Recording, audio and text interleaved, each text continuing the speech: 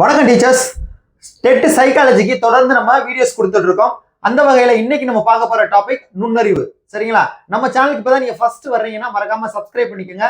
அப்பதான் அடுத்தடுத்த வீடியோ பார்க்க தோதா இருக்கும்.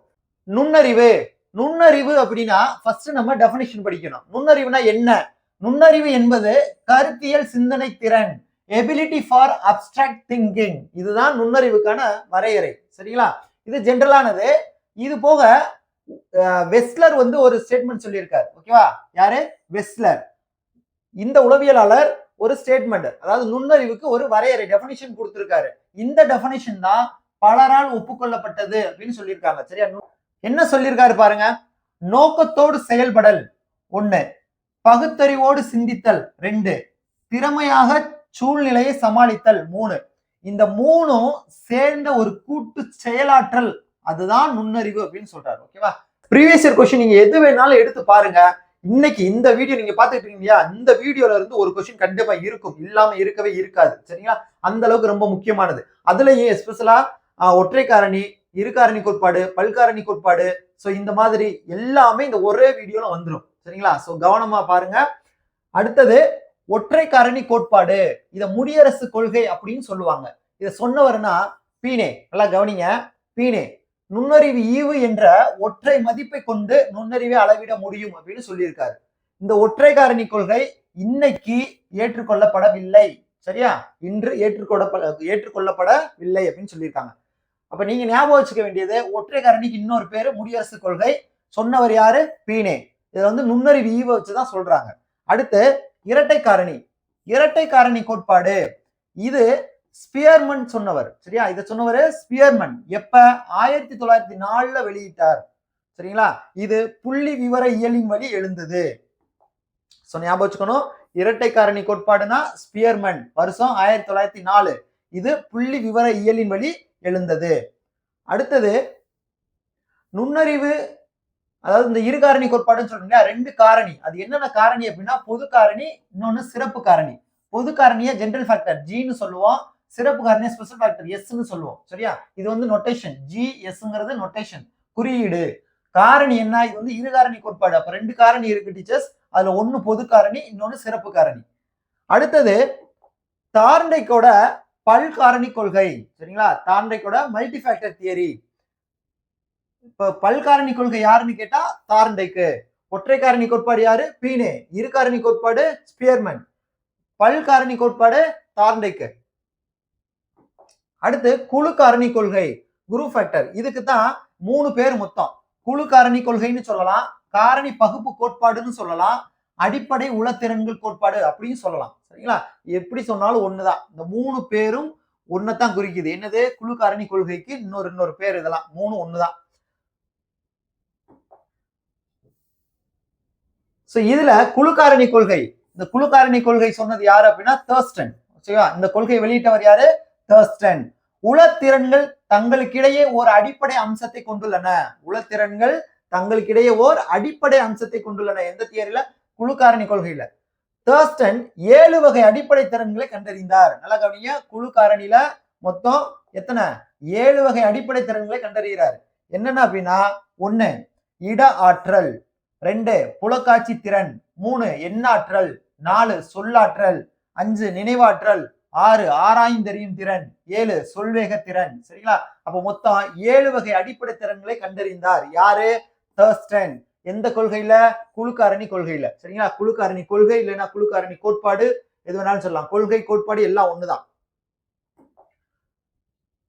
அடுத்து 5வது பாருங்க. 5வது கோட்பாடு கில்ஃபோர்ட் நுண்ணறிவு கட்டமைப்பு கோட்பாடு. சரிங்களா? நுண்ணறிவு கட்டமைப்பு கோட்பாடு யாரோடது அப்படின்னா கில்ஃபோர்டு. சரிங்களா? இதை சொன்னவர், வெளியிட்டவர் யாரு? கில்ஃபோர்டு. குறிப்பிட்ட உளச்செயல் ஒரு பொருள் மீது செயல்பட்டு விளைவு ஒன்றை ஏற்படுத்துகிறது என்று அறிவித்தார். சரிங்களா? ஒரு குறிப்பிட்ட உளச்செயல் வந்து ஒரு பொருள் மேல செயல்பட்டு விளைவை ஏற்படுத்தும். இக்கோட்பாட்டை பயன்படுத்தி ஆசிரியர் தாம் பெற முயற்சிக்கும் வகுப்பறை கற்றல் விளைவுகளை வரையறுக்க முடியும். ஒரு டீச்சர் ஒரு கிளாஸ் ரூம்ல எந்த மாதிரி அவுட்கம்ஸ் கிடைக்கணும் அப்படின்றது எந்த கொள்கையின் படி அமையுதுன்னா கில்ஃபோர்டு நுண்ணறிவு கட்டமைப்பு கோட்பாடு படி. சரிங்களா? அடுத்து பல்வகை நுண்ணறிவு கோட்பாடு. டீச்சர்ஸ் 2க்கு ஒரு சின்ன வித்தியாசம் பாருங்க. இது நுண்ணறிவு கட்டமைப்பு கோட்பாடு, இது பல்வகை நுண்ணறிவு கோட்பாடு. நுண்ணறிவுல 2 இருக்கு. இது கட்டமைப்பு அப்படின்னா கில்ஃபோர்டு. ஓகேவா? பல்வகை அப்படின்னா கார்டன். இப்போ கார்டனர், ஹாவர்ட் கார்டனர், இதான் அவரோட ஃபுல் நேமு. நம்ம சிம்பிளா கார்டனர் சொல்றோம். பல்வகை நுண்ணறிவு கோட்பாட்டை வெளியிட்ட ஒரு இவர் தான். எப்பனா 1983 வெளியிட்ட நூல் மனத்திப்பங்கள். சரிங்களா? இது வந்து 1983 வெளியிட்ட நூல். அந்த நூலோட பேர் என்னது? மனத்திப்பங்கள். அதுலதான் பன்முக நுண்ணறிவு கோட்பாடை பத்தி சொல்லப்பட்டிருக்கு. ஓகேவா? சோ இந்த கோட்பாடுல 8 வகை நுண்ணறிவை விளக்குறாரு. மொத்தம் எத்தனை வகை? 8 வகை. சரிங்களா? இதுக்கு முன்னாடி பார்த்தோம் இல்லையா? 7 வகை சொன்னார்ல, அதே மாதிரி 7 வகை இங்க பார்த்தோம். தர்ஸ்டைன் வந்து சொன்னார். 7 வகை சொன்னவர் யாரு? தர்ஸ்டைன், குழு காரணி. இப்ப கார்டனர் என்ன சொன்னாரு? 8 வகை நுண்ணறிவை விளக்குறார். சரிங்களா? இது கார்டனர் சொல்றாரு 8 வகை. என்னென்ன? மொழியியல் நுண்ணறிவு, 2 தர்க்க ரீதியான கணித நுண்ணறிவு, 3 இட ரீதியான நுண்ணறிவு, 4 உடல் இயக்கம் தொடர்பான நுண்ணறிவு, 5 இசை தொடர்பான நுண்ணறிவு, 6 சமூக தொடர்பான நுண்ணறிவு, 7 தான் செயல்படுவதில் சாமர்த்தியமாக இயங்குவதற்குரிய நுண்ணறிவு, 8 இயற்கையை புரிந்து கொள்ளும் நுண்ணறிவு. ஓகே டீச்சர்ஸ், மொத்தம் 8 வகை நுண்ணறிவை விளக்குறார். இதை ஈஸியா ஞாபகம் வச்சுக்கோங்க. ஃபர்ஸ்ட் மொழி, 2 தர்க்கம், 3 இட ரீதியா, 4 உடல் இயக்கம், 5 இசை தொடர்பானது, 6 சமூகம், 7 தான் செயல்படுவதில் சாமர்த்தியமா இருக்கிறது, 8 இயற்கை. ஓகேவா? இந்த கீவேர்டை மட்டும் ஞாபகம் வச்சுக்கோங்க, ஈஸியா இருக்கும். அடுத்த 2 பாயிண்ட்ஸ் கொடுத்திருக்கேன் பாருங்க. ஒருவன் எந்த அளவுக்கு கடினமான செயலை செய்கிறானோ அந்த அளவுக்கு நுண்ணறிவை பெற்று இருப்பான். சொன்னது சாம்டிஃபோர்டு. சரிங்களா? எப்பயுமே டீச்சர்ஸ் கூற்று நல்லா பாத்துக்கணும். சரிங்களா? ஒரு கூற்று கொடுத்துட்டு இதை சொன்னது யாரு அப்படின்னு கேட்பாங்க. சைக்காலஜில கொஸ்டினை டஃப் பண்ணணும் அப்படின்னு நினைச்சாங்கன்னா இந்த மாதிரிதான் கேட்பாங்க. சோ இதை கொஞ்சம் தெளிவா பாத்துக்கணும்.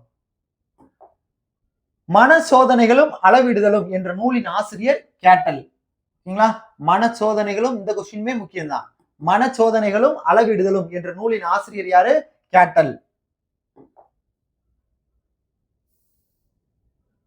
முடித்தற் சோதனைகள், அடுத்து கம்ப்ளீஷன் டெஸ்ட். இது யார் சொன்னதுன்னா எபிங்காஸ்.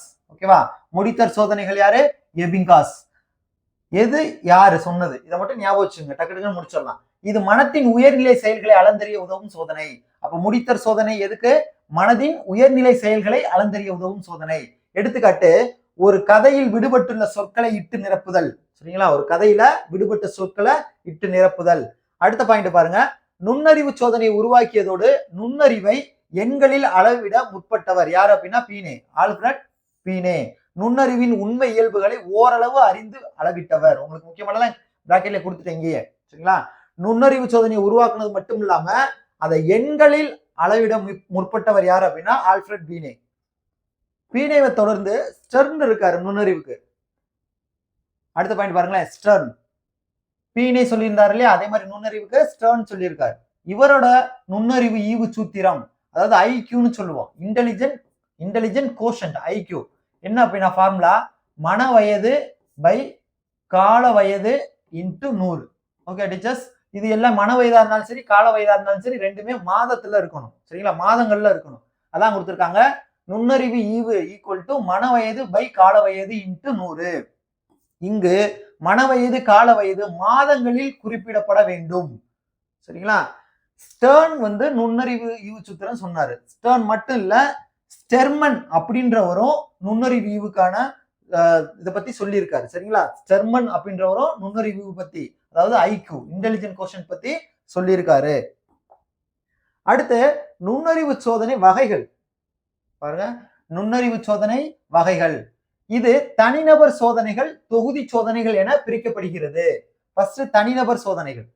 இதில் சொல் சார்ந்த சோதனைகள், செயற் சோதனைகள், சொல் சாரா சோதனைகள் போன்றவை உள்ளன. எத்தனை இருக்கு? மொத்தம் 3 இருக்கு. தனிநபர் சோதனை வந்து 3. என்னென்ன? சொல் சார்ந்த, செயற் சோதனை, சொல் சாரா சோதனை அப்படின்னு 3 இருக்கு. அடுத்து தொகுதி சோதனைகள்.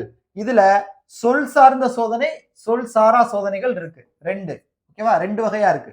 சொல் சார்ந்த சோதனைகள், சொல் சாரா சோதனைகள். எது இல்லைன்னா செயற் சோதனைகள், அந்த நேம் இல்ல. ஓகேவா டீச்சர்ஸ்? இது அப்படியே இங்க இருக்கும்னா அதே தானா அப்படின்னு இல்ல, அதுல இருக்க ஆக்டிவிட்டிஸ் எல்லாம் மாறும். சரிங்களா? நேம் இப்ப வெர்பல் நான் வெர்பல்னு சொல்றோம் இல்லையா, ஸோ அந்த மாதிரி இது வந்து சொல் சார்ந்து இருக்கும், இது அதே மாதிரி சொல் சாராமல் இருக்கும், அப்புறம் செயல் ரீதியா இருக்கும். அதே மாதிரிதான், பட் அதுக்குள்ள வரக்கூடிய ஆக்டிவிட்டிஸ் வந்து மாறும். ஸோ பேரை பார்த்துட்டு தனிநபரும் அப்ப தொகுதி சோதனை ரெண்டும் ஒண்ணுதானா, இங்க வர்றதே வருது, அப்ப இதே இங்கேயும் வரும் போல அப்படின்னு நினைக்க கூடாது. ஸோ இங்க வந்து 3 வகையானது இருக்கு, இங்க 2 வகையானது இருக்கு. அடுத்த பாயிண்ட், முதல் உலக போரின் இந்த பாயிண்ட் பாருங்க. முதல் உலக போரின் போது அமெரிக்கா போர்படைக்கு ஆட்கள் தேர்ந்தெடுக்க ஆங்கிலம் எழுத படிக்க தெரிந்தவர்களுக்கு, நல்லா கவனிங்க, ஃபர்ஸ்ட் வேர்ல்டு வார் நடக்கிறப்ப அமெரிக்கா போர்படைக்கு ஆட்கள் செலக்ட் பண்றாங்க. அப்ப ஆங்கிலம் எழுத படிக்க தெரிஞ்சவங்களுக்கு ஆல்பா சோதனை வைக்கிறாங்க. ஓகேவா, அதுதான் ஆர்மி ஆல்பா டெஸ்ட்னு சொல்லுவாங்க. ஆங்கிலம் எழுத படிக்க தெரிஞ்சவங்களுக்கு ஆல்பா சோதனை. ஓகேவா, படிப்பறிவு மற்றும் ஆங்கில மொழி அறிவு இல்லாதவர்களுக்கு பீட்டா சோதனை. ஓகேவா, சோ இது அவ்வளவுதான், ரொம்ப ஈஸி. அதாவது ஆங்கிலம் தெரிஞ்சிச்சுன்னா ஆல்பா சோதனை, எழுத படிக்க தெரியலையா, தெரியாதவங்களுக்கு பீட்டா சோதனை. ஓகேவா, 2 தான், ஆல்பா சோதனை பீட்டா சோதனை. அடுத்தது ஆல்பா டெஸ்ட். ஆல்பா டெஸ்ட் அப்படிங்கிறது மொழி வாயிலாக வெர்பல், பீட்டா டெஸ்ட் அப்படிங்கிறது நான் வெர்பல். அதுல என்ன இருக்கும், படங்களும் எண்களும் இருக்கும். சரிங்களா, கேள்வியை படித்து மொழியை புரிந்து கொள்ள வேண்டிய அவசியம் இல்லை. ஓகேவா, இதுக்கு அதாவது ஏன்னா பீட்டா டெஸ்ட் யாருக்கு, எழுத படிக்க தெரியாதவங்களுக்கு தான் வைக்கிறாங்க. அப்ப அதுல எப்படி இருக்கும்னா படங்களும் எண்களும் தான் இருக்கும், கேள்வியை படிச்சு பார்த்து மொழியை புரிஞ்சுக்கணும்னு அவசியம் இல்லை. ஆனா ஆல்பா டெஸ்ட் எப்படி இருக்கும் அப்படின்னா மொழி வாயிலாக இருக்கும், மொழி தெரிஞ்சாதான் அதை படிக்க முடியும். ஓகேவா, அடுத்து மொழி, இங்க பாருங்க, டெர்மன். டெர்மன் மனத்திறன் தொகுதி சோதனை. சரிங்களா, மனத்திறன் தொகுதி சோதனை சொன்னாரு டெர்மன். ஆடிஸ் நுண்ணறிவு தொகுதி சோதனை. இந்த ஒவ்வொரு சோதனைக்கும் யாரு என்ன உளவியலாளர் சொன்னாங்க அப்படின்றத படிச்சுக்கணும். டெர்மன் வந்து மனத்திறன் தொகுதி சோதனை, ஆடிஸ் நுண்ணறிவு தொகுதி சோதனை. இந்த கீவேர்டு தான் இது, மனத்திறன்னா டெர்மன், நுண்ணறிவு ஆடிஸ் தொகுதி சோதனையில. ஆரம்ப பள்ளி மாணவர்களுக்கான சோதனை பின்னர் கனிங்ஹாம். சரிங்களா, இவங்களோட நுண்ணறிவு தொகுதி சோதனை. அப்ப மொத்தம் 3 இருக்கு, தொகுதி சோதனை 3 இருக்கு டீச்சர்ஸ். ஒன்னு மனத்திறன், இன்னொன்னு நுண்ணறிவு, இன்னொன்னு ஆரம்ப பள்ளி மாணவர்களுக்கானது. சரிங்களா, அப்ப இந்த 3 யார் யாரு, மனத்திறன் வந்து டெர்மன், நுண்ணறிவு ஆடிஸ், ஆரம்ப பள்ளி மாணவர்களுக்கானது வந்து பின்னர் கனிங்ஹாம். ஓகேவா, சோ இந்த 3 பாயிண்ட் இருக்கு. இதெல்லாம் கொஞ்சம் கன்ஃபியூஸ் பண்ணும். சரியா, அதுக்காக தான் அந்தந்த இடத்துல அப்படி சேர்த்து சேர்த்து கொடுத்துருக்கேன், கொஞ்சம் தெளிவுபடுத்திக்கங்க. நுண்ணறிவை அளந்தறிய முதலில் அமைக்கப்பட்ட சோதனைகள் என்னன்னா சொற்சோதனைகள். சரிங்களா, இது பேப்பர் பென்சில் சோதனைகள் என்றும் அழைக்கப்படும். செயற் சோதனையில் பிரபலமானது பாட்டியா. சரிங்களா, செயற் சோதனையில இங்க நம்ம பார்த்தது வந்து சொற்சோதனை, இப்ப செயற் சோதனை பார்க்கிறோம். இது வேற. செயற் சோதனையில் பிரபலமானது எது அப்படின்னா பாட்டியாவோடது. பாட்டியா என்பவரது செயற் சோதனை அடுக்கு ஆகும். சரிங்களா, சோ செயற் சோதனையில யாரோடது பிரபலம், பாட்டியாவோடது. பாட்டி அப்படின்னு கூட ஞாபகம் வச்சுக்கோங்க. ஓகேவா, அடுத்து நுண்ணறிவு ஈவு. நுண்ணறிவு ஈவு மற்றும் வகைப்பாடு. இப்ப ஐக்யூ லெவலை வச்சு வகைப்படுத்தி இருக்காங்க. ஓகேவா, ஐக்யூ எப்படி கண்டுபிடிப்பீங்க, மன வயது வை கால வயது இன்ட்டு 100. சரிங்களா, இதுவும் மாதத்துல இருக்கும், இதுவும் மாதத்துல இருக்கும். இது ரெண்டையும் சப்ஸ்டிட்யூட் பண்ணுவோம்னா நமக்கு ஒரு ஆன்சர் வரும். ஓகேவா, சோ இந்த ஆன்சரை பேஸ் பண்ணி தான் பிரிச்சிருக்காங்க. வகைப்பாடு, நுண்ணறிவு ஈவு மற்றும் வகைப்பாடு. வரக்கூடிய ஆன்சர் 140க்கு மேல இருந்துச்சுன்னா அவங்க மேதைகள்.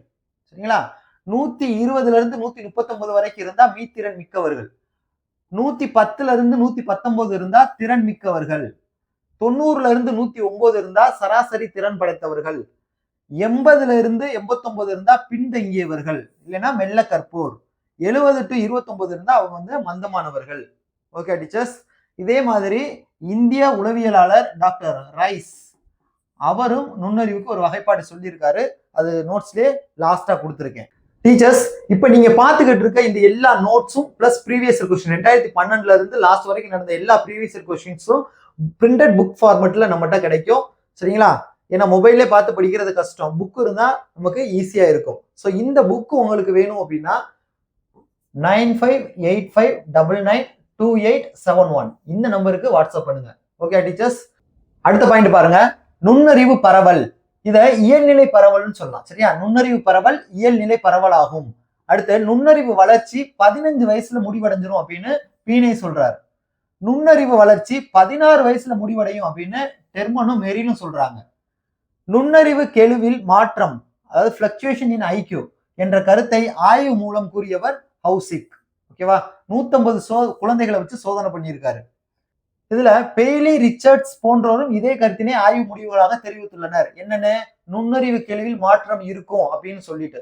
ஹவுசிக் மட்டும் ஆராய்ச்சி பண்ணல, பெய்லி, ரிச்சர்ட்ஸும் அவங்களும் ஆராய்ச்சி பண்ணி இதே முடிவை சொல்லியிருக்காங்க. அடுத்த பாயிண்ட், பண்பாட்டு தொடர்பற்ற நுண்ணறிவு சோதனைகள். என்னன்னா, எடுத்துக்காட்டு யாரோடதுன்னா கேட்டலோடது.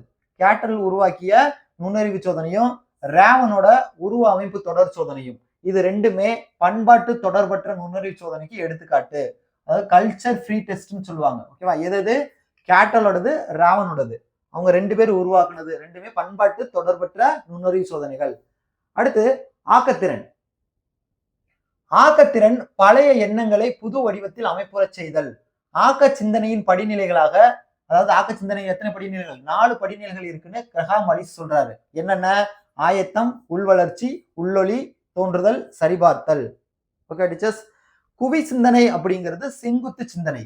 எடுத்துக்காட்டு 15x3 என்ன, ஒரே கேள்விதான், ஒரே விதமான பதில் தான் வரும். இப்போ 15x3 எவ்வளவு வரும், 15x3 = 45 இல்லையா? இப்ப நான் 15x3 45 சொல்றேன், நீங்க 70 நான் சொல்ல முடியும்? சொல்ல முடியாது. யாரு சொன்னாலும் இதே தான். சரிங்களா, ஒரே விதமான கேள்வி, ஒரே விதமான பதில். இது வந்து குவி சிந்தனைக்கான எடுத்துக்காட்டு. சோ குவி சிந்தனை என்னன்னு சொல்லுவோம்னா செங்குத்து சிந்தனைன்னு சொல்லுவோம். அடுத்து விரி சிந்தனை, டைவர்ஜென்ட் திங்கிங். விரி சிந்தனைக்கு இன்னொரு பேரு பக்கவாட்டு சிந்தனை. சரிங்களா, எடுத்துக்காட்டு இமயமலையால் இந்தியாவிற்கு விளையும் பயன்கள் யாவை அப்படின்னா, ஒவ்வொருத்தருக்கு என்ன தோணுதோ அவங்கவுங்களுக்கு ஏத்த மாதிரி சொல்லுவோம் இல்லையா, அவங்கவுங்களுக்கு தோன்றத கிரியேட்டிவிட்டியோட சொல்லுவோம். ஸோ இது வந்து விரி சிந்தனைக்கான எடுத்துக்காட்டு. விரி சிந்தனையாளர்கள் புதியவற்றை கண்டுபிடிப்பர், குவி சிந்தனையாளர்கள் அவற்றை திறம்பட நிர்வகிப்பர். இதுதான் 2 பேத்துக்கான வித்தியாசம். பாருங்களேன், புதுசை கண்டுபிடிக்கிறவங்க விரி சிந்தனையாளர்கள், அதை திறம்பட நிர்வகிப்பவர் யாரு, குவி சிந்தனையாளர்கள். ஏதோ ஒரு வகை ஊக்கி எல்லா கற்றல் நிலைமைகளிலும் இருத்தல் இன்றியமையாதது அப்படின்னு கெல்லி சொல்றார். ஓகேங்களா, சோ கூட்டு ரொம்ப ரொம்ப முக்கியம். ஓகே டீச்சர்ஸ், 2012ல இருந்து லாஸ்டா நடந்தது வரைக்கும் ப்ரீவியஸ் இயர் கொஸ்டின் இருக்கு, பிளஸ் 10 யூனிட்டுக்கான இம்பார்ட்டன்ட் நோட்ஸ் இருக்கு. சரிங்களா, சோ அதுதான் முக்கியம். லைன் பை லைனா அதெல்லாம் படிச்சுக்கிட்டு நமக்கு டைம் இருக்காது. குறுகிய காலத்துல நம்ம மார்க் எடுக்கணும், நம்ம பாஸ் ஆகணும். சரிங்களா, அதுதான் நம்மளோட இலக்கு. அதுதான் அடிப்படையில 10 யூனிட்டுக்கு ரொம்ப ரொம்ப முக்கியமான நோட்ஸ். யாருமே கொஸ்டின் எடுத்து அதை ஸ்கிப் பண்ண முடியாது அப்படின்ற அளவுக்கு இருக்கு இல்லையா, அந்த இம்பார்ட்டன்ட் நோட்ஸும் பிளஸ் ப்ரீவியஸ் இயர் கொஸ்டினும் புக்கா நம்மகிட்ட இருக்கு.